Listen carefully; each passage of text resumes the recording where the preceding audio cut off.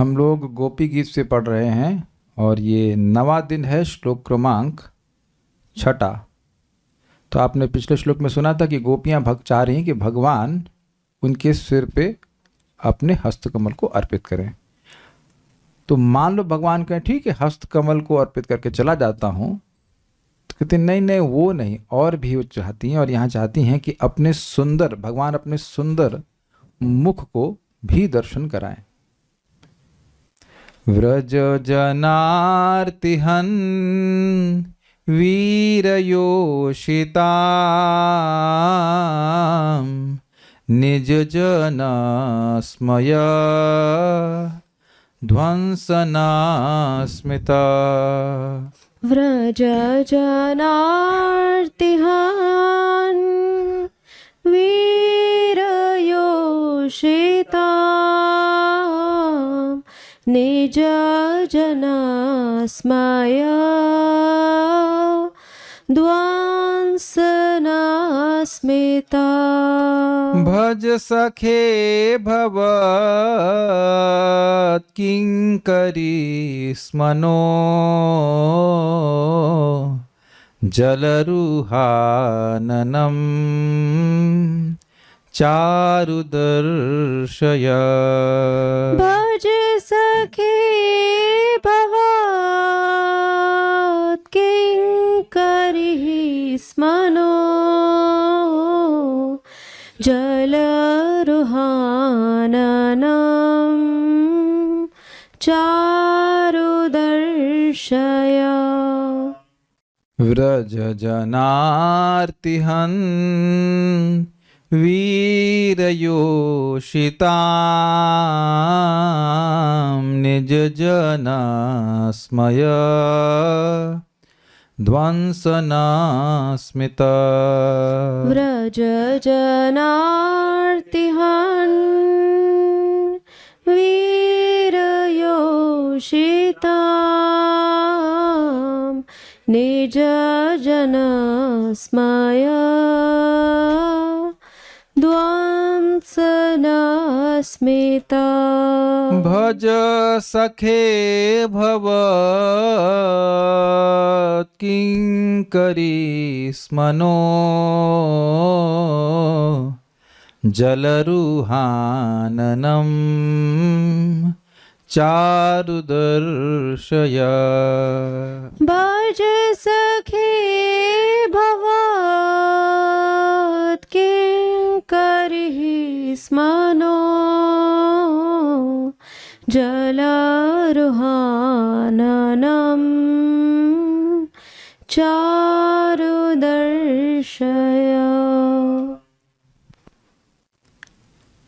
श्लोकानुवाद। हे व्रजवासियों के दुखों का नाश करने वाले, हे वीर, हे अपनी मंद मंद मुस्कान मात्र से ही अपने निज जनों में सौभाग्य से उत्पन्न गर्व और उसके कारण हुए वाम्य लक्षण युक्त मान को विनष्ट कर देने वाले। वाम्य लक्षण युक्त समझ में आता है आपको? एक वाम गोपी होती हैं और एक होती हैं दक्षिणा गोपी। तो वाम गोपी क्या है? वह मान कर जाती हैं, कृष्ण से रूठ जाती हैं। लेकिन दक्षिणा गोपी हैं वो रूठती नहीं है। वो वाम गोपी अंदर से प्रेम करती हैं और बाहर से गुस्सा दिखाएंगी, और दक्षिणा अंदर से गुस्सा होंगी तो भी बाहर से प्रेम दिखाएंगे। तो चंद्रावली जो है वो उनका सारा जो ग्रुप है वो दक्षिण भाव वाला है, और श्रीमती राधा रानी का जो लीडिंग श्रीमती राधा वो जो है वो एटलीस्ट राधा रानी के बारे में जानते हैं, वाम स्वभाव की हैं। ऐसे यहाँ पे भी गुस्सा हो गई हैं लोग। तो अब ये एक बात समझ में नहीं आ रही होगी कि भगवान की मुस्कान से गोपियों का मान कैसे नष्ट हो जाएगा। हमको ये बात बिल्कुल समझ में नहीं आई थी। तो महाराज से मैंने पूछा, परम पूज्य वृंदावन चंद्र महाराज से, सुबह महाराज से पूछा इस बात को। तो महाराज समझाते हुए बोले कि अच्छा, जाके तू ढूंढ सकता है तो ढूंढ, कुछ रसखान कवि कोई हैं, उनकी कोई कविता का पद। महाराज बोले हमको तो समझ में नहीं आई था, मतलब रसखान एक कवि हुए हैं, यद्यपि वह मुसलमान परिवार से थे लेकिन भगवान के शुद्ध भक्त हो गए। तो कुछ वो महाराज कुछ उसकी कविता बोले, फिर उसका अर्थ बता रहे थे, बड़ी मजेदार। कह रहे थे गोपी कह रही थी कृष्ण अपने बांसुरी के वाद से हमें हमारे कान में जाता है उनका वाद, तो हमें खींच लेते हैं, तो उसका तो हम तोड़ ले लिए हैं कि कान बंद कर लेंगे। कान बंद कर लेंगे तो बांसुरी की आवाज नहीं सुन पाएंगे, तो कृष्ण हमको नहीं खींच पाएंगे।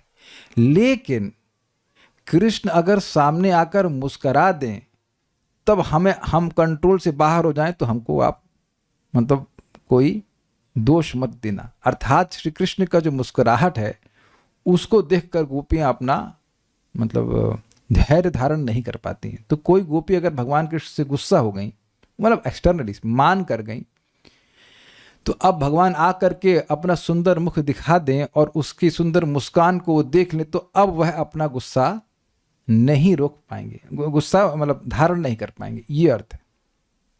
तो इस प्रकार से भगवान अपनी मुस्कान से उनके गर्व का अर्थ है उनके मान को नष्ट करते। समझ आई बात? क्योंकि हमको समझ में आती गर्व क्यों होगा उनको। ये गर्व हुआ था उनको सौभाग्य से उत्पन्न गर्व को, यस। तो अब ये कह रही हैं कि आप मुस्कुरा देंगे तो बस खत्म, हम सब पिघल जाएंगे, यस, ठीक है।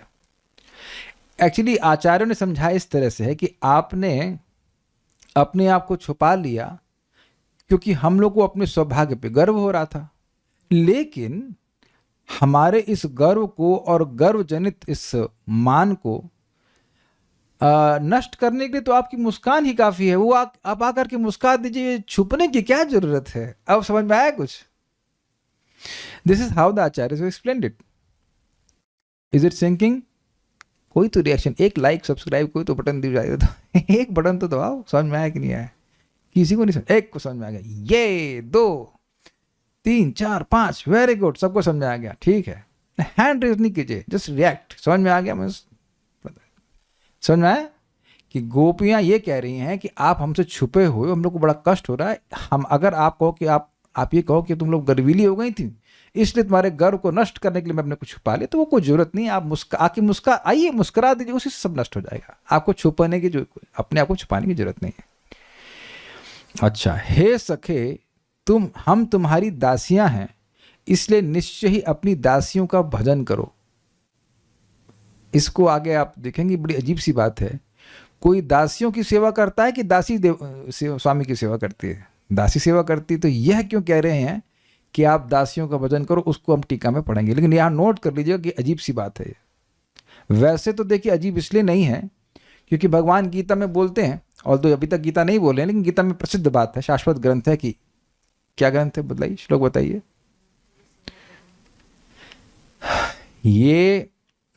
ये यथा माम प्रपद्यन्ते ताम तथैव भजाम्यहम्।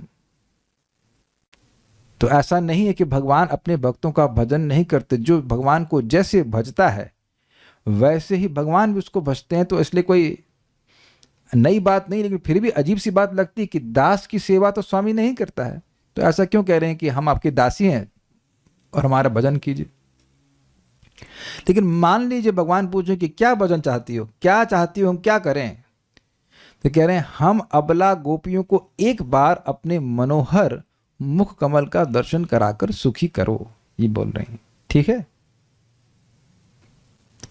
व्रज जनार्ति हन, व्रजवासियों के दुख को दूर करने वाले। आरती मतलब दुख और हन मतलब नष्ट करने वाले। वीर शिरोमणि श्याम सुंदर स्मित, आपकी मधुर मुस्कान ही निज जन अपनी भक्त योषिताम, हम गोपियों के स्मय यानी गर्व को ध्वंसना नष्ट कर देने वाली है। सखे, हे सखा, भवत किंकरी स्म, हम तो आपकी दासी हैं। भज, हमसे प्रेम करिए। अब कहेंगे भज मतलब सेवा, सेवा मतलब प्रेम, प्रेम मतलब सेवा, ये तो समझते हैं। जिससे प्रेम करते हैं उसकी सेवा करते हैं, जिससे सेवा करते हैं वो प्रेम का लक्षण है। इसी नो मतलब न, हमको जल रूह कमल के समान चारु आननम, अपने सुंदर मुख का दर्शे अर्थात दर्शन कराएं। ये बात है। व्रज जनार्ति हन, व्रजजनों के दुख को नष्ट करने वाले हे वीर श्याम सुंदर। योषिताम अर्थात हम स्त्रियां, निज जन आपकी निज जन हैं। हमारे स्मय अर्थात हमारे गर्व को स्मित ध्वंसन, आपका मुस्कान ही नष्ट कर देता है, आपको अपने आप को छुपाने की जरूरत नहीं है। सखे भज, हमारा भजन कीजिए अर्थात हमसे प्रेम कीजिए। क्यों? भवत किंकरी स्म, हम आपकी दासियां हैं। तो क्या भजन करें? तो कहते हैं नह जलरुहाननम, चारु दर्श, चारु मतलब सुंदर, आननम मतलब मुख, और जलरु मतलब जलरूह, जलरूह का होना, जलरूहा का मतलब हुआ कमल। अपने सुंदर कमल सदृश मुख को हमें दिखाइए। ये बात श्लोक है, इजी है, अब आगे पढ़ते हैं। भावार्थ दीपिका। हे ब्रजवासियों के दुखों को नाश करने वाले, हे वीर, हे निजजनों अर्थात अपने प्रेमी जनों के गर्व को मंद मंद मुस्कान से ही नाश कर देने वाले, हे सखे हम तुम्हारी दासियां हैं, अतएव निश्चित रूप में हमारा भजन करो अर्थात हमें आश्रय दो। तुम सर्वप्रथम हम व्रज रमणियों को, व्रज स्त्रियों को अपने मनोहर मुख कमल का दर्शन कराओ। सर्वप्रथम का मतलब इच्छा केवल यहाँ तक नहीं है, आगे भी और इच्छाएं आएंगी, 2 और इच्छाएं, लेकिन पहले तो आप मुंह दिखाई कर लीजिए अपने मुंह तो दिखाइए। वैष्णव तुष्णि। इस प्रकार व्यग्रतावशतः पूर्व श्लोक में अपने को अंगीकार मात्र करने के लिए ही प्रार्थना करने के उपरांत अब गोपियां अपने विशेष अभिष्टों की प्रार्थना प्रस्तुत श्लोक से आरंभ कर 3 श्लोकों में कर रही हैं। ये लाइन बड़ी मजेदार है, बड़ी अच्छी है। क्या कहना चाहते हैं? व्यग्र समझते हैं, व्यग्रता सब लोग समझते हैं, एंजाइटी। भगवान दिख ही नहीं रहे हैं तो पहले ज्यादा नहीं मांग रही, कह रही बस आइए और हमारे सर पे हाथ रख दीजिए, कम से कम सामने तो आए आप। इसको एक भक्त हैं, वो अपना घर छोड़ के चले गए, वो समय हो गया, तो मेरे स्टूडेंट रह चुके हैं, तो उनकी माँ बार बार मुझे कॉल करती हैं, देखिए हम ये नहीं चाहते हमारे साथ रहे, कम से कम एक फ़ोन तो कर दे। तो ये व्यग्रतावश ज़्यादा नहीं मांग रही हैं उनकी माँ, समझ पा रहे हैं? वो जान रहे हैं कि वापस नहीं आएगा, कम से कम ये बता दे कि कहाँ है, कुछ समझ रहे हैं ना, एक चिट्ठी तो लिख दे। तो ये तो बहुत व्यग्र हैं, कृष्ण नहीं दिख रहे हैं, तो पहली उम्मीद क्या है? कभी आकर कम से कम सर पे हाथ रख दें। अब जब ये बात बोल दी है तब और अपने विशेष अभिष्ट को जो वाकई चाहती हैं, ऐसा नहीं कि भगवान केवल सर पे हाथ रख देंगे तो उसमें वो संतुष्ट हो जाएंगी, वो और भी कुछ चाहती, उसको यहाँ पे 3 श्लोकों में कह दिया, 6, 7 और 8 में कि और क्या चाहती हैं। उनमें सर्वप्रथम साधारण रूप में संग प्राप्त करने की प्रार्थना व्रज इत्यादि श्लोक के द्वारा कर रही हैं, मतलब भगवान के श्रीमुख को देखना, इसकी इच्छा कर रही हैं। भज अर्थात तुम हमारा भजन करो, अर्थात हमारे दुख को दूर करने के लिए हमारे समीप में अवस्थान करो, मतलब रहो। अहो हमारे वैसे मनोरथ को पूर्ण करना तो दूर रहे, अंततः पहले तुम हमें अपने मनोहर कमल तुल्य मुख का तो दर्शन कराओ, मतलब हमारे पास आओगे ये तो आगे की बात है, कम से कम दिखो तो सही। भाई स्वाभाविक सी बात है कि भगवान के मुख को देखने के लिए ऐसा नहीं कि एकदम भगवान सबके निकट ही आएंगे। आप सब लोग भी तो मंदिर जाते हो तो ऑल्टर से तो काफी दूर रहते हैं, 12-13 फीट तो दूर रहते, तब भी भगवान का मुख दिखता है कि नहीं दिखता? तो कह रहे कम से कम थोड़ी पास में आओ, देखें तो सही तुमसे, ये बात बोल रहे हैं। यहां स्पर्श न भी हो, स्पर्श नहीं हो भगवान के श्रीअंग से, लेकिन कम से कम मुख का दर्शन तो कराइए। यहां ब्रजजनार्ति हन अर्थात हे ब्रजवासियों की आरती को नाश करने वाले, इस संबोधन द्वारा गोपियां सूचित कर रही हैं कि श्री कृष्ण में उनका भजन करने की योग्यता है। ये समझे? देखिए ब्रजजन जो वृंदावन के वासी हैं, उनके दुख को केवल श्री कृष्ण दूर कर सकते हैं, स्वीकार्य है। आप कृष्ण लीला में देखेंगे कि वहां कृष्ण ही है, भगवान के अन्य विष्णु स्वरूप नहीं है। वो कोई दुख नहीं दूर कर रहे हैं, दुख दूर कर रहे हैं केवल कृष्ण, स्वीकार्य है। तो ये कह रही हैं कि आप सभी ब्रजवासियों के दुख को दूर करते हो, अर्थात आप में ये सामर्थ्य है कि ब्रजवासियों के दुख को दूर करें। तो क्या हम ब्रजवासी नहीं हैं? हमारा दुख यह है कि हम आपको नहीं देख पा रही हैं, तो इसलिए इसको तो दूर करने में कोई कठिनाई आपको नहीं है। इजी, ठीक है। अर्थात हे सखे, तुम जब ब्रजवासियों के दुखों का नाश करने में समर्थ हो, तब हमारा भी भजन करने में अर्थात हमारे विरह जनित दुख को दूर करने में अवश्य समर्थ हो। इजी है, व्रजनार्तिहन। इसी कारण से ही हम तुम्हें व्रज जनार्तिहन कहकर संबोधन कर रही हैं। क्लियर? अतः अपने इस नाम को सार्थक करने के लिए तो हमारा भजन करो, अन्यथा हमारी अंतिम दशा यानी मृत्यु उपस्थित होने पर तुम्हारा व्रज जनार्तिहन अर्थात व्रज जनों के दुखों को दूर करने वाले जो नाम है उसकी असिद्धि होगी, अर्थात फिर कोई भी तुम्हें व्रज जनों के दुखों को दूर करने वाला नहीं कहेगा।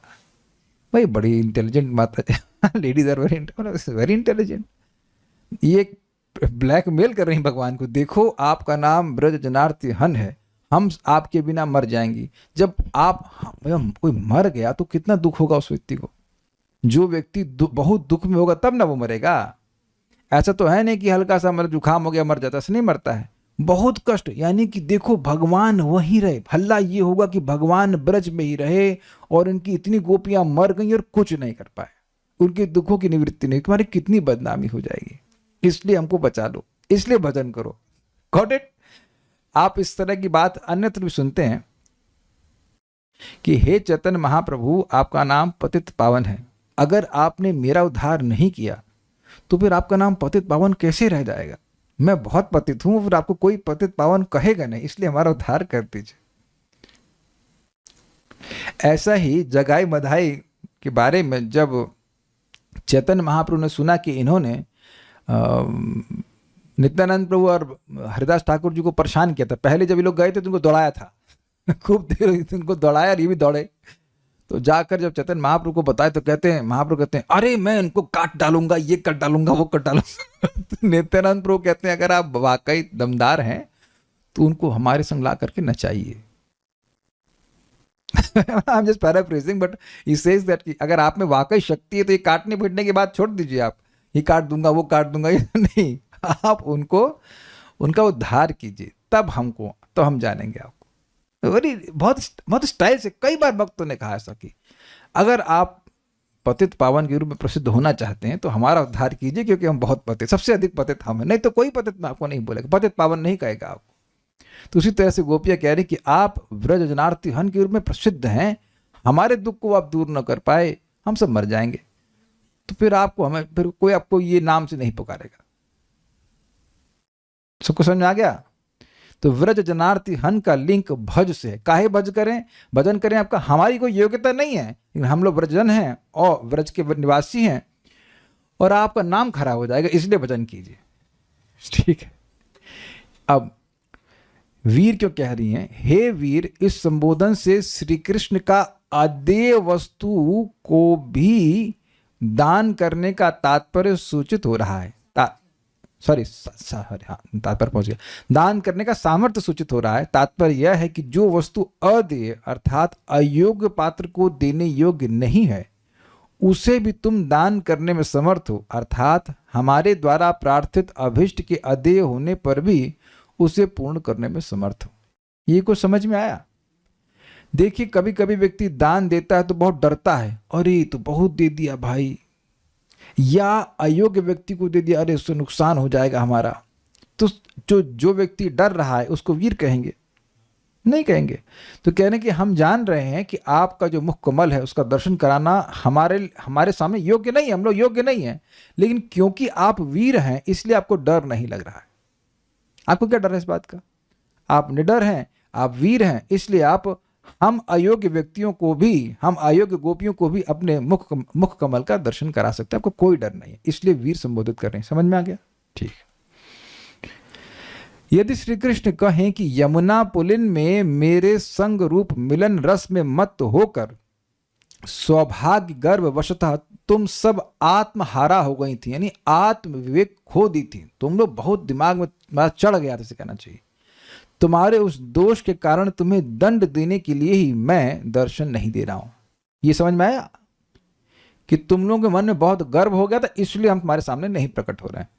ऐसी आशंका कर गोपियां कह रही हैं, निज जना स्मया ध्वंसना स्मिता।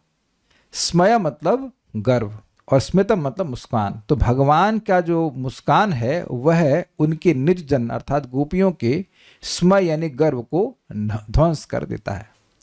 हे निज जनों के मान को नाश करने वाले, जिन्हें तुमने अपनी निज प्रियाओं के रूप में ग्रहण किया है, यदि किसी समय तुम्हारी अत्यधिक प्रीति की प्राप्ति हेतु, क्योंकि तुमसे अत्यधिक प्रीति प्राप्त हुई उस कारण से उनमें मान या गर्व आदि उदय भी होता है, उस समय तुम्हारी मंद मंद मधुर मुस्कान मात्र के द्वारा ही उन प्रियाओं का मान और गर्व आदि दूर हो जाता है। अतः तब उसका खंडन करने के लिए और दर्शन रूपी दंड विधान की क्या आवश्यकता है?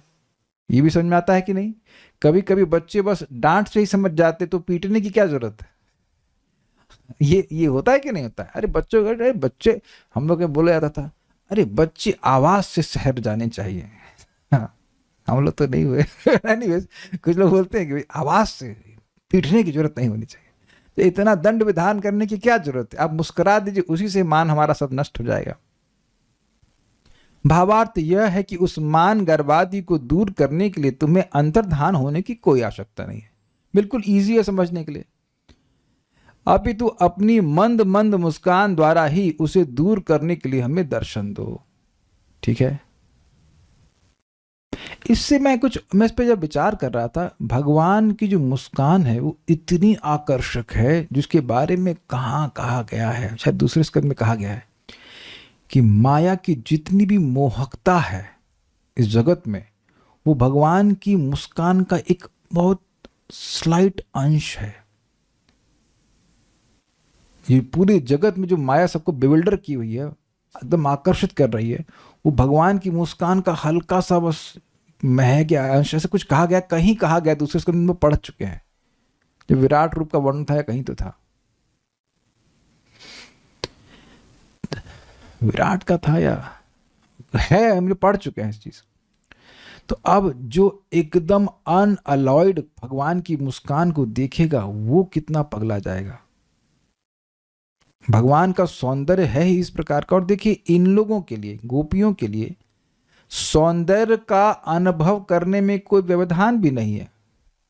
जिसका भगवान के प्रति प्रेम होता है वह भगवान के सौंदर्य के माधुर्य का अनुभव असीमित रूप से करता है। वहां तो भगवान नहीं रोक रहे हैं। ये नहीं कहा गया है कि भगवान ने अपनी मधुरता को इनहिबिट कर दिया था, रोक दिया था। ये नहीं, खाली अपने को अंतर्हित किए हैं, लेकिन अपने मधुरता को, अपने सौंदर्य के जो माधुर्य को अनुभव करने की क्षमता, उसको नहीं हटाए।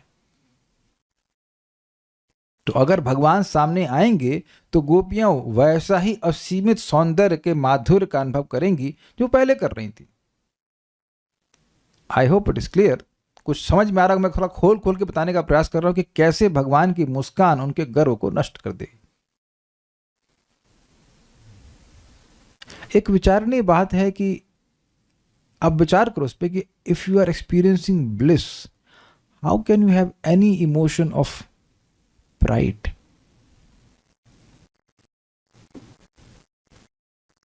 आप बताओ, विचार करो इस बात पे कि एक आनंद एक इमोशन है कि नहीं, एक्सपीरियंस है कि नहीं, और ओवरवेलमिंग आनंद है, तो उसमें व्यक्ति कैसे गर्व का अनुभव कर पाएगा? थोड़ा सा इंजीनियरिंग बुद्धि से विचार कीजिए इसमें।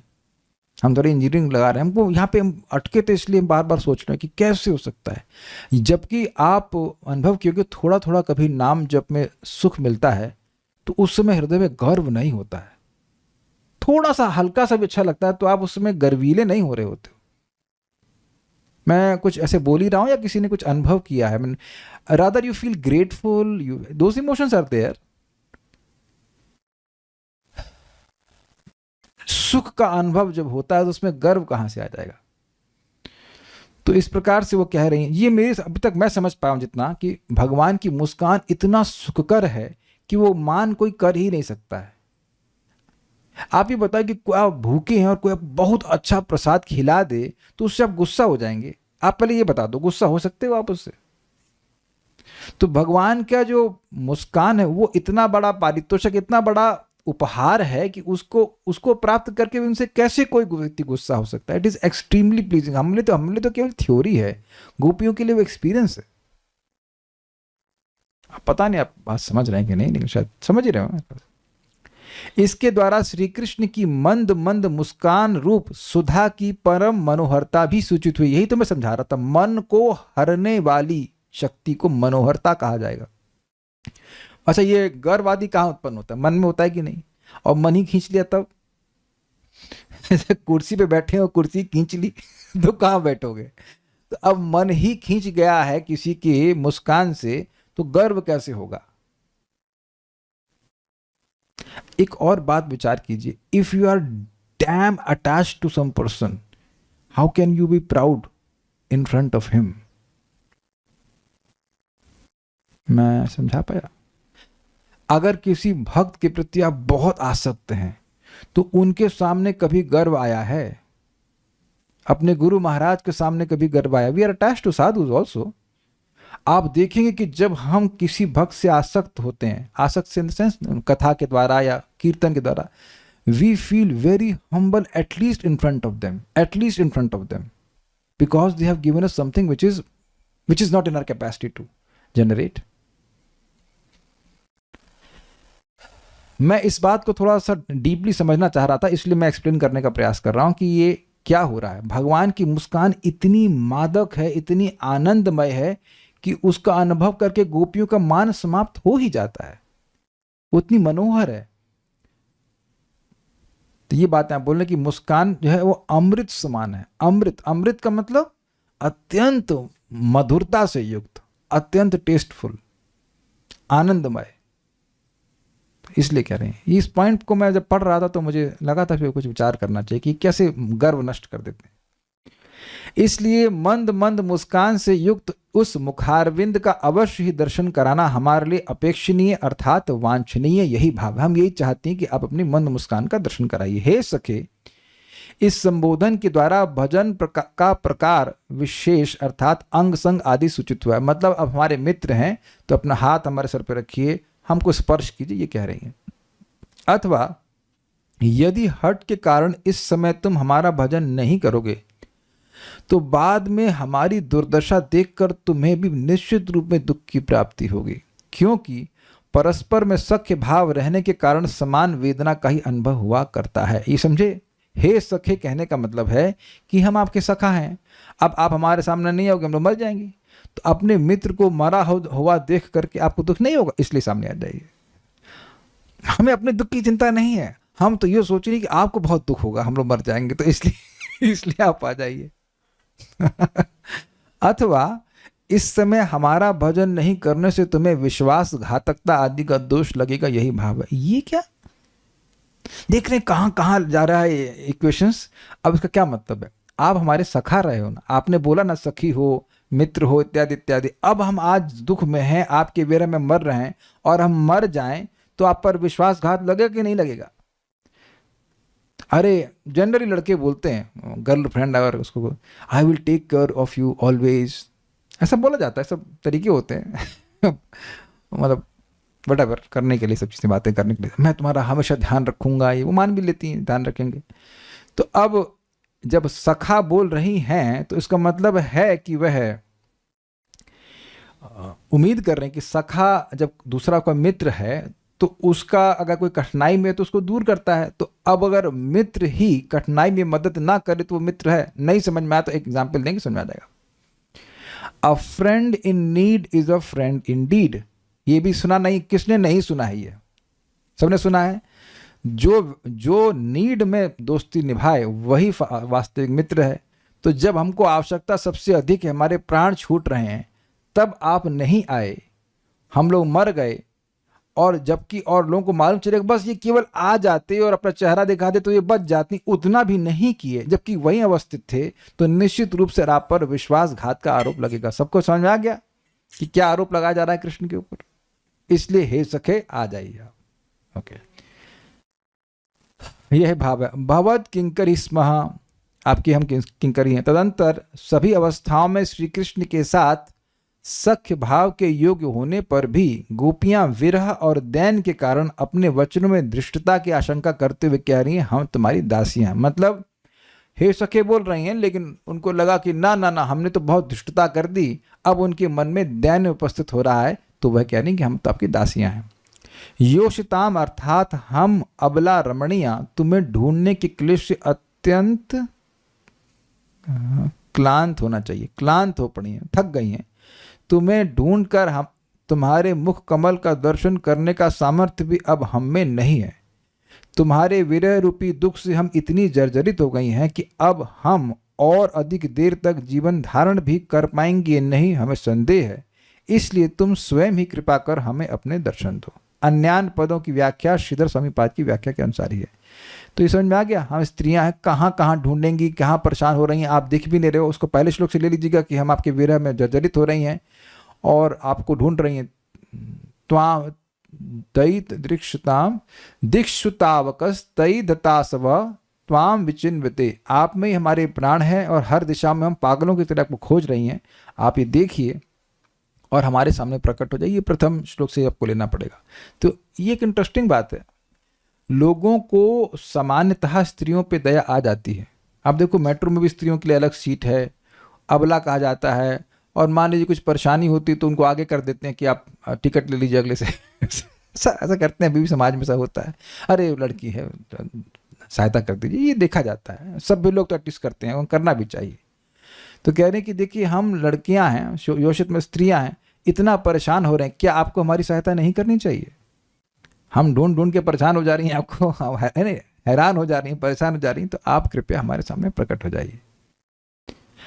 अथवा रमणियों में से जिन्हें तुमने अपने निजजन के रूप में अंगीकार किया है, अर्थात जो तुम्हारी परिग्रह विवाहिता हैं, जैसे श्रीलक्ष्मी आदि, उनके गर्व को भी जब तुम्हारे अधरों में वर्तमान ये मंद मंद मुस्कान ध्वंस कर देती है, तब हम तो तुम्हारी दासियां हैं। समझी बात? जो भगवान की पत्नी है उस पर तो सहज रूप से अधिक गर्व होगा। तो कह रहे उनके निज जनस्मया ध्वंस न स्मिता से लीजिएगा कि जो तुम्हारे निज जन हैं, तुम्हारी विवाहिता हैं, निज जन हैं, मतलब जो तुम्हारी खुद की हैं, अर्थात तुम्हारी जो विवाहिता पत्नियां हैं, इंक्लूडिंग द्वारका की रानियां भी, तो वह भी, उनका गर्व भी तुम्हारे मुस्कान से नष्ट हो जाता है। तो हम जो दासियां हैं आपकी, हम तो आपकी विवाहिता नहीं है, तो हम तो आपकी दासी हैं, तो हमारा अगर कोई मान या गर्व हुआ भी तो वह तो आपकी मुस्कान से नष्ट हो जाएगा। ये अर्थ है। कुछ कैमुत्य लग गया, दिख गया सबको? हम बहुत तेज जा रहे हैं, सबको समझ में आ रहा है या समझ में नहीं आ रहा कि क्या समझ में नहीं आ रहा? I think it's very easy, not difficult. कैमुत्य लग गया ना? आपकी पत्नी के गर्व जब नष्ट हो जाता है तो हम तो आपकी दासी हैं। ये इसलिए तुम्हारी उस मंद मंद मुस्कान से हमारा भी गर्व नाश हो जाएगा, इसके संबंध में कहना ही क्या, और इसलिए आपको छुपने की जरूरत नहीं। अतएव अपनी दासी हमारा भजन करो। यदि श्री कृष्ण कहें कि मैं किस प्रकार तुम्हारा भजन करूं, इस श्लोक से आरंभ कर 8वें श्लोक तक, दैट मीन्स 6, 7, 8 तक इसका प्रकार निर्देश करते हुए गोपियां कह रही हैं, हमारा विरह जनित ताप दूर करने के लिए तथा हमारी मृत प्राय देह में पुनर्जीवन का संचार करने के लिए एक बार तो अपने मुख कमल का दर्शन कराओ। इजी है। अथवा अत्यधिक दुखित होकर गोपियां प्रणय कोप के साथ कहने लगी। अब ये अलग अर्थ है, ये वेस्ट वाला अर्थ है। व्रज जनार्ति हन, अर्थात तुम व्रजवासियों के दुखों का नाश करने वाले होने पर भी नारी समाज में वीर अर्थात स्त्रियों का वध करने में समर्थ हो, तथा केवल इसी में ही तुम्हारी वीरता प्रकाशित होती है। अब यह अर्थ उल्टा जा रहा है कि आप व्रजवासियों का तो दुख दूर कर देते हैं, लेकिन जो आपकी वीरता है वो केवल स्त्रियों को मारने में है। व्रज जनार्ति हम वीर योषिता। समझे बात? आप बहुत फेमस हैं कि ब्रजवासियों को दुख दूर करते हैं, लेकिन जो आपकी वीरता है वो क्या है? स्त्रियों को मारने में। ये अब देखना, कटाक्ष बोलना शुरू किया। तथा केवल इसी में ही तुम्हारी वीरता प्रकाशित होती है। इसी कारण हम मृतप्राय हो गई हैं, तथा वास्तव में मत पाए हो गए, हमको मार डाला है अपने को नहीं दिखा करके। तथा वास्तव में तुम्हारी यह कपट मंद मंद मुस्कान निज जनों के सुख को नाश कर देने की एक छलना मात्र है। मतलब निज जन स्मया ध्वंस सुनास्मता, तो यहाँ स्मय कर ले रहे हैं कि उनका जो सुख है उसको नष्ट करने वाली। अभी प्रश्न ये कैसे भाई? भगवान रासलीला में मुस्कुराए नहीं होंगे? मुस्कुराए, सब कुछ किया, उस मुस्कान का स्मरण गोपियां कर रही कि नहीं कर रही? तभी तो मांग रही कि दोबारा से आप दिखाइए मुस्कान वाला चेहरा। तो क्या नहीं कि मुस्का दिए और अब आप खींच लियो अपने आप को, तो सारा दुख दूर, सारा सुख दूर कर दिए, सारा सुख नष्ट कर दिए कि नहीं कर दिए? तो तुम्हारा जो मुस्कान है वह केवल छलावा है, वह धोखेबाजी है। एक बार दिखा दिया फिर खींच लिया आपने। हम इस बात को इंग्लिश की पोएम में पढ़े थे बहुत बचपन में, ला बेल दाम सॉन मर्सी, पढ़े हैं कोई? ये क्या है? फ्रेंच नाम है इसका, la belle, a beautiful lady without mercy. तो एक व्यक्ति था, वो कहीं गया, उसको एक अप्सरा उसके सामने आ गई, कुछ दिन रही, उसके बाद वो चली गई, वो पगला गया व्यक्ति। तो क्या वह अप्सरा उससे प्रेम करने आई थी? नहीं, केवल छलावा करने आई थी, उसको दुख देने के लिए आई थी। आप समझे बात? तो उसी अर्थ में समझा रहा हूं कि भगवान ने मुस्कान दिखाई, गोपियों को सब कुछ किया, अब अपने को पीछे खींच लिया, तो दुखी दिया कि नहीं दिया, ये बात बोल रहा है। इसलिए अब से तुम ठीक है, इसलिए अब से तुम अभवत किंकरी, अर्थात जो तुम्हारी दासी नहीं है उन्हीं का भजन करो। वो संधियों को तोड़ने का अर्थ ये होता है, जाओ, जो तुम्हारी सेवा नहीं करती हैं उन्हीं की सेवा करो बस। और अपना मनोहर मुख कमल हम लोग को मत दिखलाना, क्योंकि हमने मरने का निश्चय कर लिया है। अब कहेंगे ये सब अर्थ कैसे आ रहा है? संस्कृत से डिराइव किया गया है, वो अब जानते हैं अलग अलग अर्थ आ रहे हैं, तोड़ने से, अलग अलग तरह से तोड़ने से। सारा अर्थ दर्शनी पढ़ लेते हैं, पूरा कर लेते हैं। हाँ माइक में बोलिए। वास्तव में तुम्हारी ये कपट मन मुस्कान निर्जनों के सुख को नाश कर देने का एक छल्ला मात्र है, सुख को या दुख। अभी तो समझाया मैंने आपको कि भगवान ने अपने मंद मुस्कान को गोपियों को पहले दिखाया था, अब अपने को पीछे खींच लिए उससे, तो वह तृप्त तो हुई नहीं थी, तो दुख प्राप्त हो रहा है कि नहीं हो रहा है? तो दुख को नाश कर देने का भाई पॉइंट क्या है? ये जो अर्थ लिया जा रहा है वो इसमें कि गोपियां का, अगर गोपियां क्रोधित होती तो किस प्रकार से बोलते, ये बात समझा रहा है। इसी प्रणय कोप की उक्ति को यहां पे कहा जा रहा है। सारार्थ दर्शनी दूसरी गोपियों ने कहा, योषिताम अर्थात रमणियों में से जो व्रज की रमणियां हैं, कंदर्प के बाणों के प्रहार से हुई केवल उनकी पीड़ा का ही तुम विनाश किया करते हो, किंतु अन्यान रमणियों की, यहां तक कि स्वर्ग लोक की देवियों की भी वैसी काम पीड़ा का तुम विनाश नहीं करते। बड़ा सुंदर बात बोल रहे हैं। योषिताम मतलब कह रही हैं कि जो व्रज जनार्थी हम वीर योषिताम, तो कह रहे हैं कि जो व्रज जन हैं, जो व्रजवासी हैं, उनके हृदय में जो काम उत्पन्न हो रहा है उसका तो नाश भगवान करते हैं, लेकिन भगवान के प्रति केवल गोपियां ही आकर्षित हुई हों ऐसा नहीं है, स्वर्ग की देवियां भी आकर्षित हुई हैं और उनके काम पीड़ा को वह भगवान नष्ट नहीं किए, जैसा कि आगे वर्णन होगा। व्योमयानवनितः ससिद्धैर विस्मितास्तदुपधार्य स लज्जः काम मार्गेण समर्पित चित्ताः कश्मलं ययुर अपस्मृति निव्यः। उस वंशित ध्वनि यानी भगवान श्री कृष्ण की वंशित ध्वनि को सुनकर विमान में सिद्धों के निकट विराजमान उनकी रमणियों को सर्वप्रथम विस्मय उत्पन्न होता है, ये क्या ध्वनि है ऐसा। फिर काम के बाण से आहत होने के कारण वे लज्जित हो जाती हैं यानी कामुक हो जाती हैं। तत्पश्चात वे ऐसी मोहित होती हैं कि उनके कमर से नीवी के खिसक जाने पर भी वे नीवी को बांधना भूल जाती, तो वहां उनकी काम वासना को भगवान ने नष्ट नहीं किया। यहाँ हे वीर कहने का अभिप्राय यह है कि असहनीय काम के संप्रहार को अनायास ही जीतने वाले स्वभाव से युक्त होने के कारण तुम वीर हो, अर्थात ब्रह्मा आदि पर विजय प्राप्त करके जिसे अत्यंत अहंकार हो गया है, उस कंदर्प के अहंकार को भी चूर्ण कर देने में तुम परम समर्थ हो। ये समझ में आ गया? भगवान को वीर इसलिए कह रहे हैं कि आप काम को नष्ट करते हैं। भगवान का नाम क्या है? मदन मोहन, मदन को भी जो नष्ट करने वाले हैं। जब मदन ने गोपियों को देखा, गोपियों को कृष्ण के साथ देखा, तो पांचों बाण लगाए उसने और भगवान को देखने लगा गिर गया वो बेहोश हो गया। इतने सुंदर भगवान है, इसीलिए भगवान को मदन मोहन कहते हैं। गोपियां कुछ और भी कह रही हैं, इसलिए वीर कह रहे हैं उनको। भाई जो व्यक्ति ब्रह्मा जी को भी जीत लिया हो तो बड़ा विजेता हुआ कि नहीं, उसको जो जीत ले वो वीर कहा जाएगा कि नहीं, इसलिए वीर कह रही हैं। गोपियां कुछ और भी कह रही हैं, हमारे सौभाग्य से उत्पन्न गर्व और उस गर्भ से उत्पन्न वाम लक्षण युक्त मान को भी तुम सहन नहीं कर पा रहे हो। इसी अभिप्राय से गोपियां कह रही हैं निज जनस्मय ध्वंस न स्मिता, अर्थात तुम्हारी मंद मंद मधुर मुस्कान ही तुम्हारे निजजनों के मान को ध्वंस अर्थात नाश कर देने वाली है। ठीक है, ये तो पढ़ चुके हम लोग। यदि श्री कृष्ण कहें कि शीघ्र ही वर ग्रहण करो, क्या चाहती हो, इसकी आशंका से गोपियां कह रही हैं हम तुम्हारी किंकरियां हैं, अतएव हमारा भजन अर्थात परिचर्या करो, सेवा करो। यहां पर श्री कृष्ण आपत्ति कर सकते हैं कि यदि तुम लोग मेरी दासियां ही हो तो अपनी परिचर्या के लिए मुझे कैसे आज्ञा दे रही हो। दासी की सेवा तो ना कोई करता है। इसका उत्तर देते हुए कह रही हैं हे सखे, अर्थात तुम हमारे सखा हो, हम आपकी दासी भी हैं और तुम्हारे सखा भी हो, इसलिए हम तुम्हें अपना भजन करने के लिए कह रही हैं। अच्छी बात है, तो फिर बतलाओ कि मैं किस प्रकार से तुम्हारी परिचर्या करूं, मैं आपकी क्या सेवा कर सकता हूं, how may I help you. Shri Krishna के इस प्रश्न की आशंका कर गोपियां कह रही हैं जलरुहाननम चारु दर्शया, अर्थात हमें अपने मनोहर मुख कमल का दर्शन कराओ। तो श्लोक का सार क्या है, अपने मुख कमल का दर्शन कराओ। एक बार गा लें। व्रज जनार्तिहन वीरयोषिताम निज जनस्मय ध्वंसना स्मिता।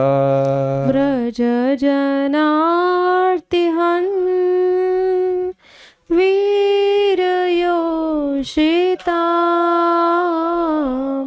निज जनस्मय ध्वंसना स्मिता। भज सखे भवत् किंकरी स्मनो जलरुहाननम चारुदर्शया। भज सखे भवत् किंकरी स्मनो जलरुहाननम चारुदर्शया। श्री श्री गोपी गीत की जय, श्रील प्रभुपाद की जय, निताई गौर प्रेमानंदे।